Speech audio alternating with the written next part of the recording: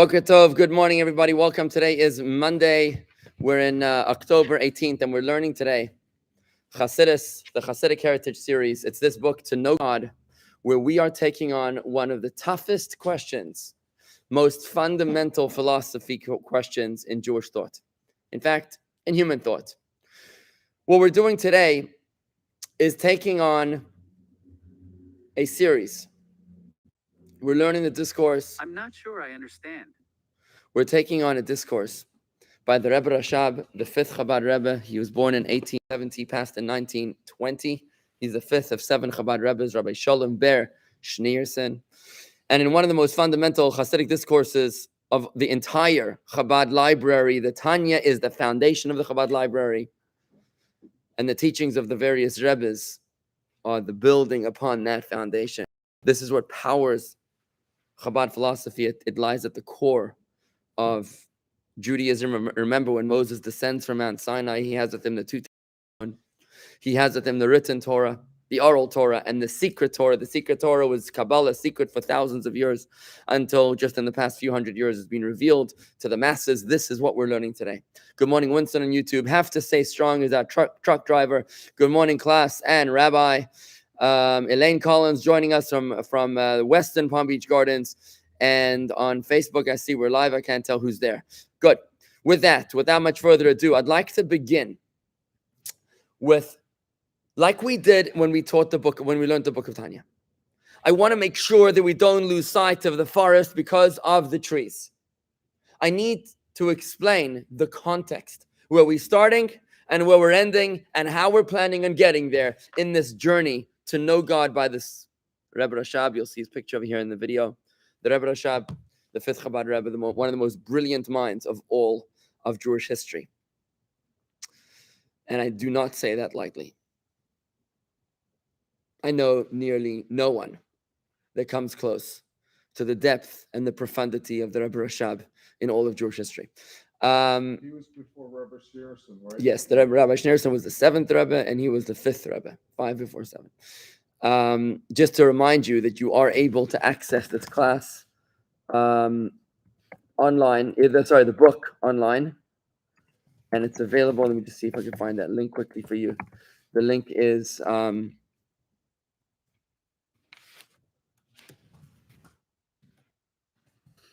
see if I can quickly find it on our website, jewishgardens.com. Maybe in future I'll try to find it earlier, but just take a moment, you can have it.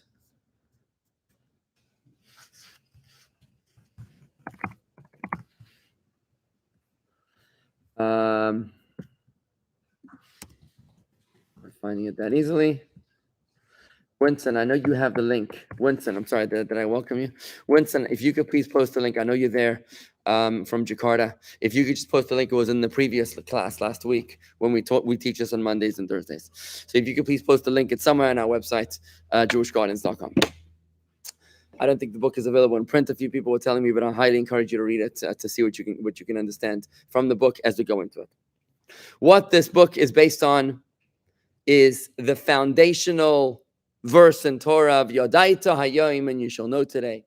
Ki Havaya hu Elikim, that Havaya and Elokim is the same thing. These are two different names of God. Ki Havaya hu Elikim b'shamayim imal, in the heavens above, of Aretz v'tach haseinoid, on the heavens above and in the earth below, there is nothing else. This verse taken from the Aleinu L'Shabeach prayer, which we recite at the end of each of our 3 daily services, is incredibly foundational. It's a call for us to know today. What are we supposed to know today, Veyodayta? That Havaya and Elikim is the same thing. Now, Havaya and Elikim in English translates as to God and the Lord. Seems totally synonymous, useless in the differences. God, the Lord, what on earth is the difference?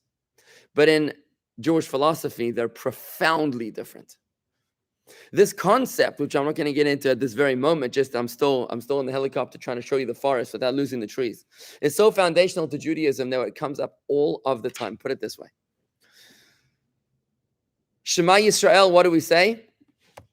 Shema Yisrael, Havaya Elokeinu, Havaya Echad. That's what we're saying. Hear, O Israel, Havaya and Elokeinu is the same thing. Havaya Echad.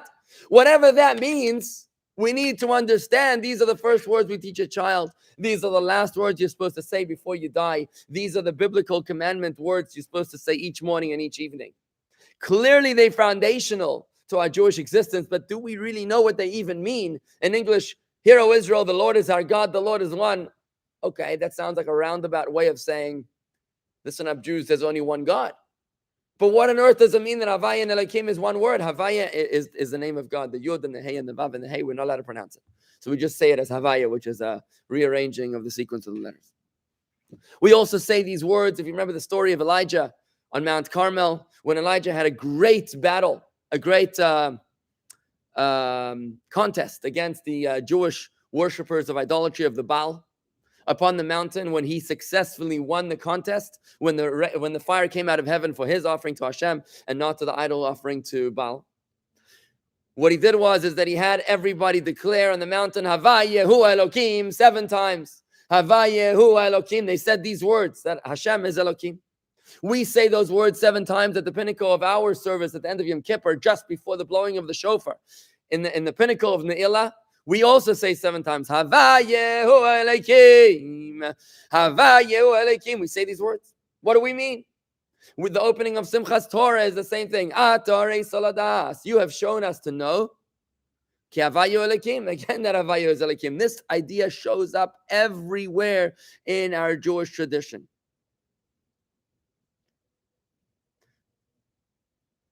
Even Pharaoh, in the Passover story, when he meets Moses, he says, Veyodayta es Havaya. He says, I don't know this Havaya that you're talking about. I guess many of us fall into that category of Pharaoh.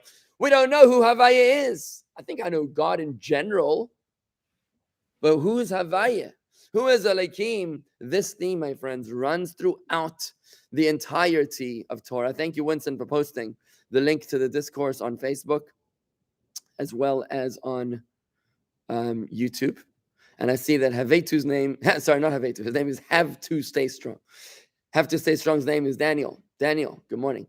And also we have Daniel Geico with us. Shalom, Daniel. Pleasure. Okay. Those that are with us live, those that are with us later, Harvey, welcome. Harvey Barnett. Pleasure to study with you all. And if you're studying with me live or you're studying with me later, feel free to send me an email to rabbi@jewishgardens.com. That's rabbi@jewishgardens.com. Would love to answer your questions and to engage with you in Torah study. So that's the foundation upon which this discourse is built. And where is it going? It's trying to explain to us why Havaya and Elohim is one. Why is that important to us? Where this is going to take us. It will this discourse, which is not very long, will tackle and successfully answer the question of why we are here on this earth and why life has to be so hard. That sounds like quite a bold question to answer in 37 pages. I think it's approximately 37 pages. Why are we here on this earth? And why does life have to be so hard? The answer we're going to give in this discourse gives profound meaning to our struggles and vision to our confusion.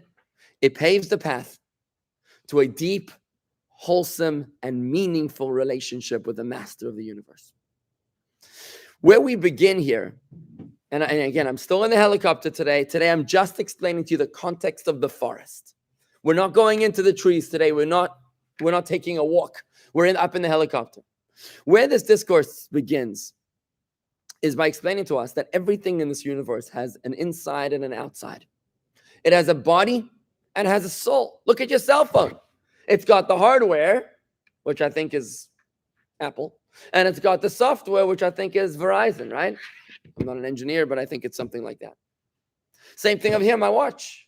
The watch is the design made by whichever company made my watch. And then there's the engineering, the wisdom, the concept, which lies behind the scene. You have a book. The book you've got, you need that type. What are they called? Typograph. What is it? The people that design it. You know, the people that design the book, right? The pages, the layout. You know, all the graphic designers. What I'm referring to. And then you have the content. In our own existence, we have a body and we have a soul. You go to work, you have a job, you have a business, right? The business, the outside, the shell is the money, the exchange of money for services or whatever it is that you do. But the soul of the work is, why do you run this business? Are you trying to cure cancer? Are you here to mitigate loneliness? Are you here to foster friendships and relationships? I can tell you that the Chabad Palm Beach Gardens is built to create for God a home upon this earth, to bring Jews together and closer to each other and to their Father in heaven, fulfilling the purpose of creation. That's the design. Yet on the outside, we have a building, we have lights, we have air conditioning, we have plumbing, we have a grass to cut, right? And we have all sorts of technical details, which is the body. And then there's the soul. Now, food too has a fruit, and then there's the peel inside the fruit. Only a fool would focus on the peel and ignore the fruit. You got to be a total idiot to want to take a banana, eat the peel, and throw out the banana. I mean, who does this? like what kind of person would do that? It sounds absurd and ridiculous. Yet, that's exactly how we live our lives. Not with bananas, but with pretty much everything else. Maybe that's a special diet, the peel of the banana. Is there, yeah. So we do tend to live our lives in such a way where we fully focus on the peel and we ignore the fruit. This is the approach of life where we literally judge a book by its cover.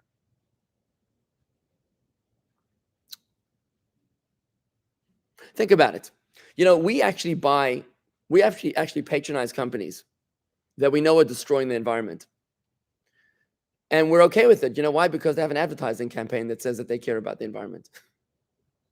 They're doing oil spills in the Gulf of Mexico. They're contaminating more pollution than anybody else could possibly imagine. Yet because they have a nice logo that looks like a rising sun, and because they say, we care about the environment, therefore we say, oh, they care about the environment. Why? Because they said so. And we completely ignore what's inside the book. We care only what's on the cover. It's funny you say that, Rabbi, because my brother, I was just talking to him a few minutes ago, was telling me, he says, these companies shouldn't be advertising on TV. They say, well, we're for the environment, when the things they're promoting are not for that. Exactly. So you were just dealing with that. Look at food. And I've spoken about this idea in the context of Tanya. We call it klippa. Klippa is the peel. Klippa means peel. It represents evil because it represents focusing on the superficial and ignoring what lies within. We've spoken about this in Tanya chapter 1 when we learned it. You can find that on YouTube, youtube.com/Jewish Gardens. It was in Tanya chapter 1. But think about food, for example. What do we do with food? You're looking at food. You know that it's bad for you. You know this food is packed with calories and sugar and everything that's bad for you. It's going to cause your skin to break out. It's going to make you feel bloated and overweight. You're going to regret this 10 minutes from now, 5 minutes from now.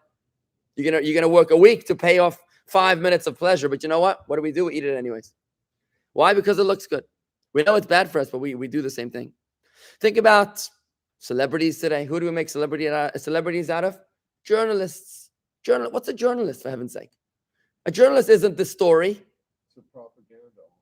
It's a propaganda arm. It's exactly what it is. You have a guy who's on the screen or a woman on the screen who say, oh my gosh, they're amazing. What? Because they read from a what do they call that thing again? A transponder, whatever that thing is. You know, they read from the teleprompter, right? It's a big whoop. You can read from a teleprompter, lovely, and you can sit on the screen. What about the celebrities, the real celebrities that you're talking about, the people that are causing revolutions in the world, the people that are rising up against tyranny and oppression, the people that bring people together? That we don't make celebrities out of them. Who do we make celebrities out of? The guy reporting the story. Why?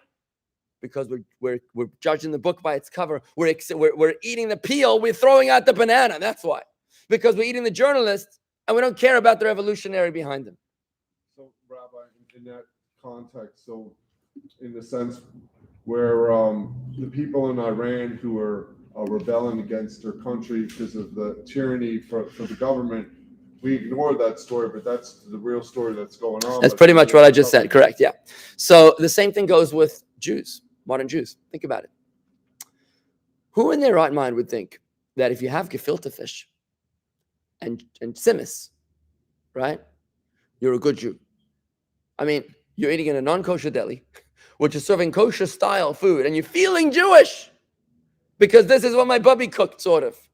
I mean, it wasn't made out of bacon, but whatever. It looks like it. And somehow we convince ourselves that we're being Jewish. You're not being Jewish. You're eating treif. That's what you're doing. If you're in a non-kosher deli or kosher style delicatessen, there's nothing Jewish about that on the outside, other than the peel on the outside. That's the only thing Jewish about this experience. Everything else is treif. It's 100% treif. Yet we tell ourselves, "Oh, it's okay. I go to Jewish delicatessen. I'm very, very Jewish." Or we have Jewish culture in our home. Well, what is Jewish culture in our home? Everybody on their own level, and we ignore the commandments. We ignore the study of Torah, and somehow we convince ourselves that we're being Jewish. And then we get offended when our daughter or son wants to marry out of the faith. We're like, "Where did this come from?" Well, probably because your entire Judaism was hollow since the day that they were born. That's probably why there's no value to them in being Jewish, other than gefilte fish and gehackte herring. The philosophy with which we live is one that we do focus fully on the peel and ignore almost entirely the content. You'll see this theme throughout everything in the universe, from politics to despots and dictators who sanitize their image with marketing campaigns.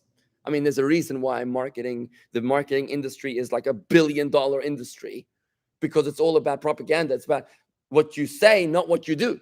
We care about what you say. We don't care about what you do. Nobody in their right mind is going to say, you see a Coca-Cola campaign where a beautiful woman is drinking Coca-Cola on a hot day. So what do we think to ourselves to say, if I drink Coca-Cola, I'll look like her? I mean, nobody in their right mind is actually thinking that.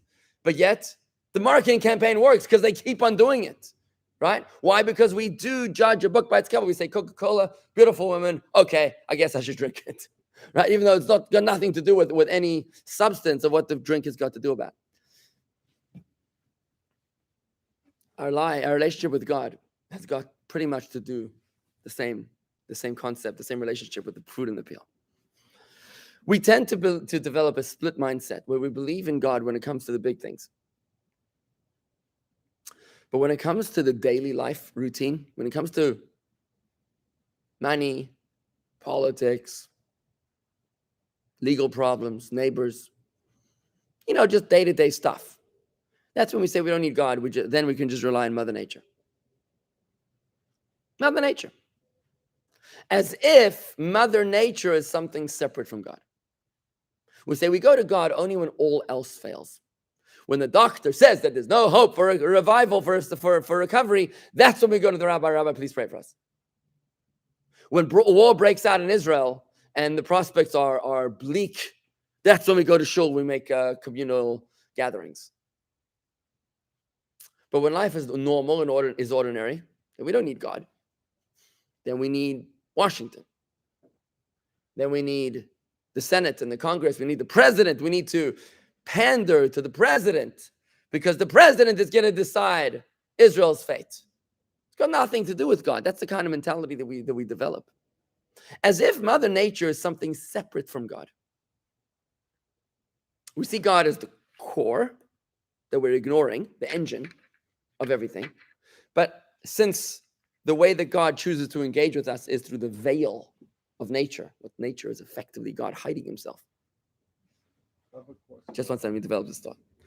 God is almighty and infinite, but God hides himself through the patterns of nature. The word nature actually means repetitive patterns in Hebrew, where God hides himself, conceals himself through predictability. Just because God subjected himself to a system of laws called math, gravity, logic, reason, space, time, doesn't mean it's not God. It's just God hiding himself in a repetitive, predictable pattern that we call nature. But because it's predictable, we say, that's not God.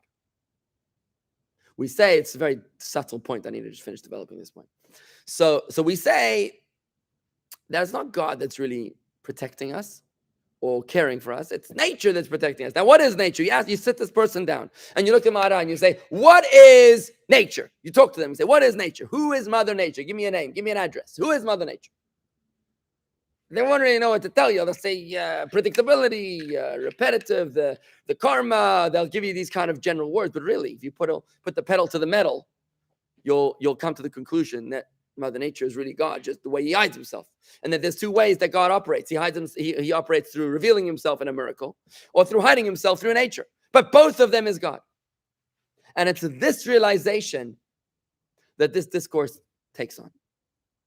The realization that we do live this split personality.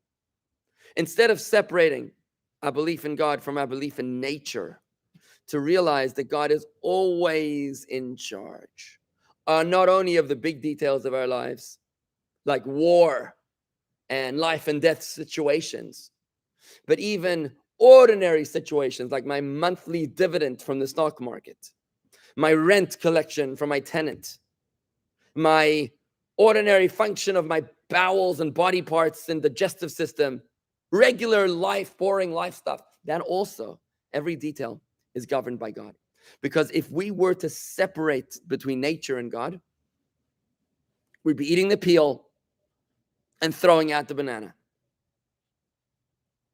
This discourse opens up our eyes to change our perception of the world around us, to allow us to see how the peel is not hiding the fruit, but reveals the fruit. Once we can come to that clarification, to realize that nature is only one form of God's operating system, but it is just as much God as an open miracle. When we can realize that God is always governing every single detail of our lives, the big, the small, and the ugly, the good, the bad, and the ugly. If we're able to come to that kind of perception, at that point, we will be able to see the hidden hand of God within every single event and experience. We'll open up our eyes to see the presence of God everywhere in our lives. Mark, you had a question. Yeah, where was God during the Holocaust? I mean, I just... God was right there during the Holocaust. Where was God during the Holocaust is the question. The answer is God was right there. What else do you want to know? How was he like... I understand the question. Okay. What do you mean, where was God during the Holocaust? What kind of question is that? The world cannot exist if not that God creates it at every single moment in time, right? This is a foundational idea that the world is created something from nothing. The nature of the world is to go back to its natural state of being. The nature of everything is to go back to its natural state of being. Unless a greater force is acting upon it. Therefore, God is creating the universe at every single moment in time that it exists, including at this very moment. So where is God right now? God is right here. How do I know God is right here? Because I'm here. If I was not here, then God wouldn't be creating me. But if I'm here, it means God is creating me. Otherwise, I wouldn't be here, right? During the Holocaust, there was a world, yes? If there was a world, it means that God was creating the world. So where was God? God was creating the world during the Holocaust.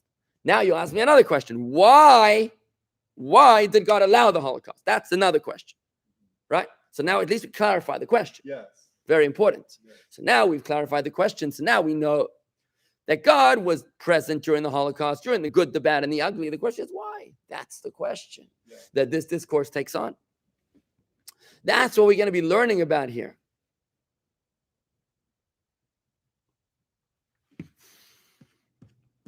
I'm going to go a little further here. I'm still in the helicopter, and I'm going to get to give you a general answer to that question. What the discourse tells us is that we were placed upon this earth in order to develop a relationship with God. But imagine if you had to teach calculus to a 2-year-old. How would you do that? You wouldn't even know where to start, right? Imagine you had to teach game theory to a 6-year-old. I don't even know, like, me and him were like so worlds apart. My wisdom and his wisdom are just so far apart, much, much further apart than you. And the 4-year-old is God and you. Agreed? Like much further apart. Yeah. So how does God establish a relationship with us? Here's what he does. He puts us in this world. And this life is a grand opportunity for us to nurture, develop a relationship with God on one of two levels. We can either choose to develop a relationship with God's superficiality, or we can develop a relationship with God's essence. Either with his inside or with his outside. With his superficial layer of expression, which is Mother Nature, the way God chooses to hide himself. Or we can choose to develop a relationship with God's essence, which is his infinity and his almighty ability to do anything. When we are placed in a struggle, in a challenge, in a problem, when we experience a crisis, we are forced to choose between one of two options. It's a T-junction. A crisis, this discourse teaches us this one, to know God, that we're learning today. And we're only introducing the discourse today because it is so incredibly profound. I have to give it a full lesson of introduction. When we experience a crisis, we have a choice of one of two decisions, right or left, faith or fear. If you're experiencing fear, you're putting your trust in Mother Nature. Why? Because I don't know how this is going to turn out. I'm afraid. It's like the flip of a coin. I might win, I might lose. The guy might live, the guy might die. I might get the deal, I might lose the deal. I might win the war, I might lose the war. Mother Nature, it's like chaos, it's randomness. There's no telling who's going to make this. I'm terrified. But what happens if you know that you're inside the arms of God? Do you have fear or faith? Faith. If you choose to see not Mother Nature governing you, but if you choose to realize with deeper vision, to see through the peel and find the banana within, to see through the cover and find the book within, to see through the veil of nature and find within the presence of God in every single experience, to realize that God is governing every detail of my life, not only the massive details like creating me, but also the small, tiny details like my cough, or my salary, or my drive home from work today. If I choose to see the inside, I experience peace, faith, not fear. Our goal is the goal of the crisis is to overcome anxiety through equanimity. And the only way to do that is to see through the peel into the fruit, to see the presence of God everywhere, to find the hand of God, the presence of God, even in the Holocaust. In this discourse, we will analyze actual case studies of Jewish history. We will be coming across Abraham, first Jew.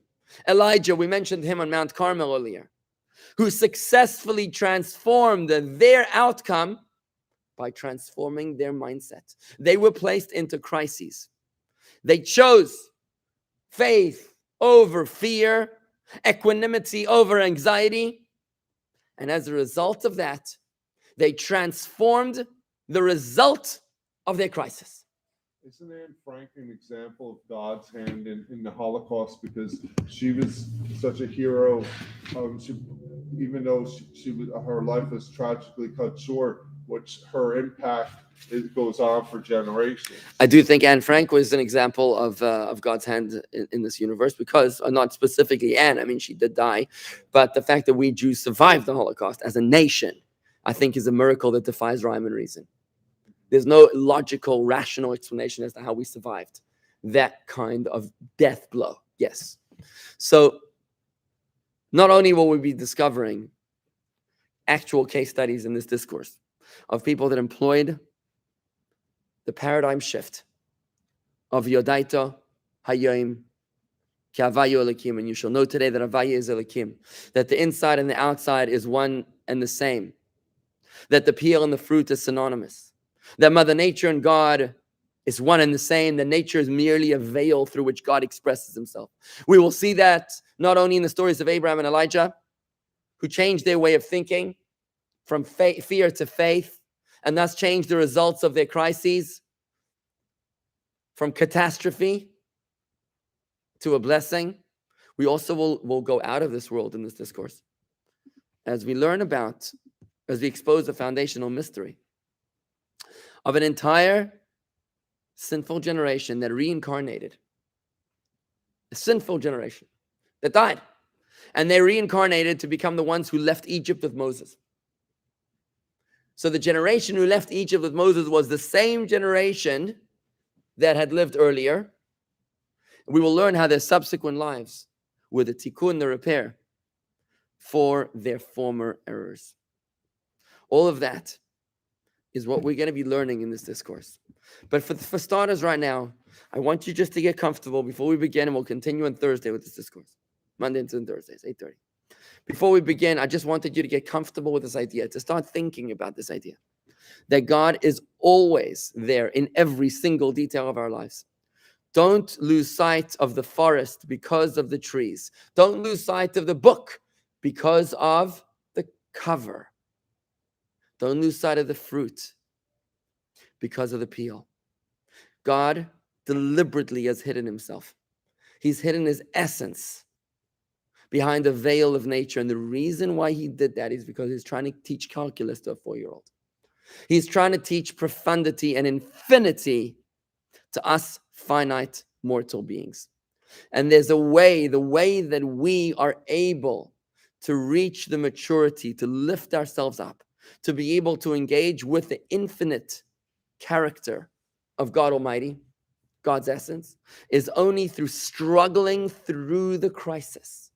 When we on our own make the choice to choose right, not left, faith, not fear, equanimity over anxiety, it's then that we lift ourselves up out of our 4-year-old immature perception of reality. We squeeze ourselves like the butterfly that's squeezing its way out of the cocoon. And it's that crisis, it's that suffering that the butterfly experiences as it pushes its way out of the cocoon, that pushes the blood, forces the blood into its wings, that allows it ultimately to fly. Just like the butterfly's pain is the key to its flight, so too the suffering, the trials, the crises to which God subjects us are designed specifically to lift up our paradigms, our perception, our Weltanschauung, to be able to approach the divine, to approach a deep, wholesome, and meaningful relationship with God Almighty. I hope this hasn't been too deep today, friends. Would love to hear your comments and feedback. This is going to take some time. We're going to take it slowly. We're going to do it in small bite-sized pieces. We're literally learning to know God. This discourse is designed that by the time you're done with this discourse, it's only about, again, 37 or so pages. But these pages are dense in the profundity of the wisdom they convey. If we break it up into small bite-sized pieces, I believe we can do this.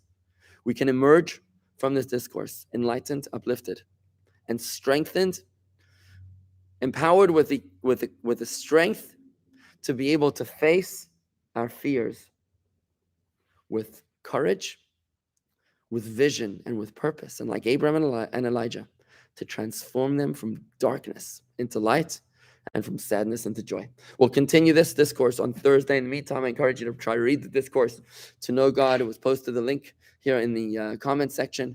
And thank you very much for joining me this morning. Shalom, friends. We'll see you tomorrow as we learn Tanya chapter 3 tomorrow. We'll continue then. Shalom.